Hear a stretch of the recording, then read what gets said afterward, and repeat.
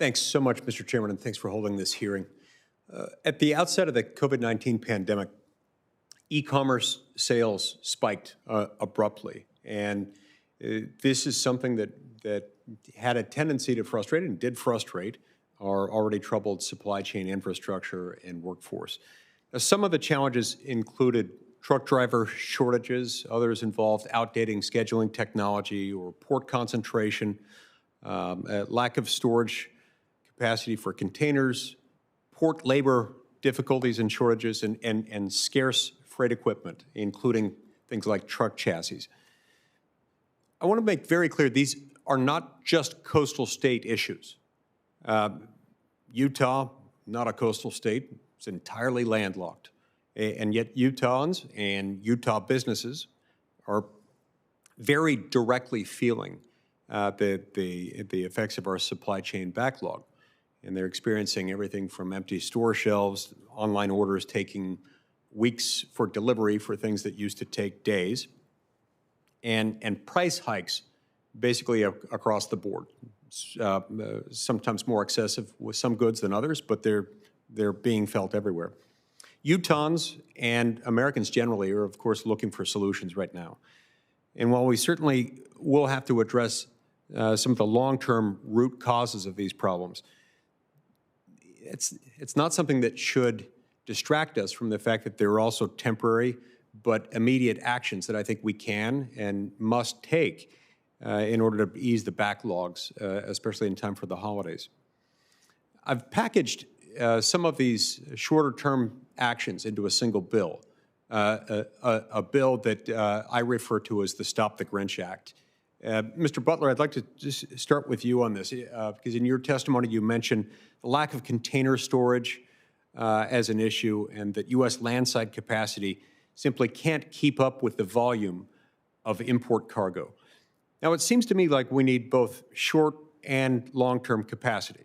In the long term, I think there are a lot of options that are attractive, including things like the Utah Inland Port, which can store containers and ease the burden.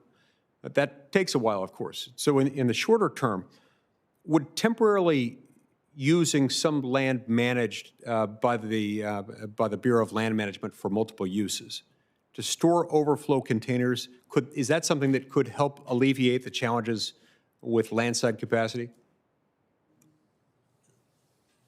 Senator, there's no question that among the tools everyone's looking at is temporary inland storage. With respect to any particular piece of property, there's a whole laundry list of things you have to go through to know if it's going to work. Is it in the right place? Can you secure it, et cetera? Sure. But I'm just referring to extra space generally. I assume that would be helpful if we could free up extra space. That would be helpful, yes.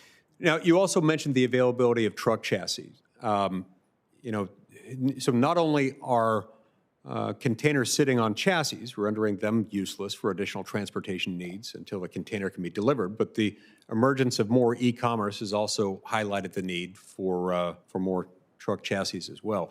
Do you think increasing the amount of available chassis would help alleviate the backlog? If we could do that, overall, increase the number of chassis, would that be beneficial?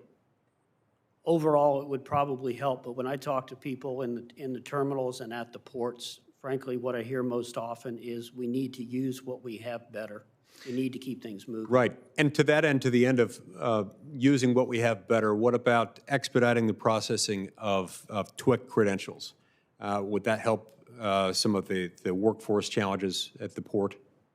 I have not heard of that being a limitation at this point. From what I understand, it is, and the information I've gathered suggests that it is, and all three of these issues that I've just mentioned are addressed in the Stop the GRINCH Act, which includes temporary solutions to a lot of those same problems. Now, Mr. Butler, there has been a lot of conversation about rerouting cargo to less congested ports. Is that happening? And to the extent it's not, what are some of the challenges that is causing that to not happen? It has happened, and it's happened over the 18 months we have seen this surge. Often, though, what happens if you move too much cargo, you just create a problem in another place. I mean, there's a reason the cargo goes where it goes today. That's where the infrastructure is. That's where the customers are. So that's something that's been done on the margins by a lot of our members to try to maintain schedule reliability and keep things moving, but it's not something you can do on a wholesale basis. Could temporary Jones Act flexibility help with the rerouting of cargo, or at least with the transfer of cargo off of a ship anchored off the coast of another vessel? Senator, we have both Jones Act and non-Jones Act members, and we have a policy within our organization of not taking positions on the Jones Act. No, I understand. I understand, and you and I may disagree on the Jones Act itself. I'm just saying that in a time of diminished capacity and diminished supply, sometimes it can be helpful to utilize provisions already built into the law that allow for that. Senator, if I may. Port depth is also an issue.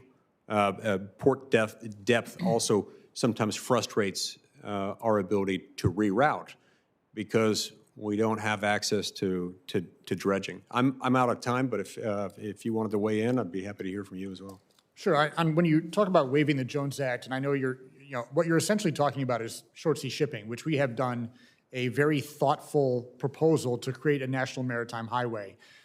What your proposal does in this bill does not address the underlying problem, the underlying hurdle that we have towards creating a national maritime highway, which is the double taxation issue. Waiving the Jones Act would do nothing to promote greater shipping opportunities, or actually to make it better to be able to move ship across up and down coasts and between U.S. ports.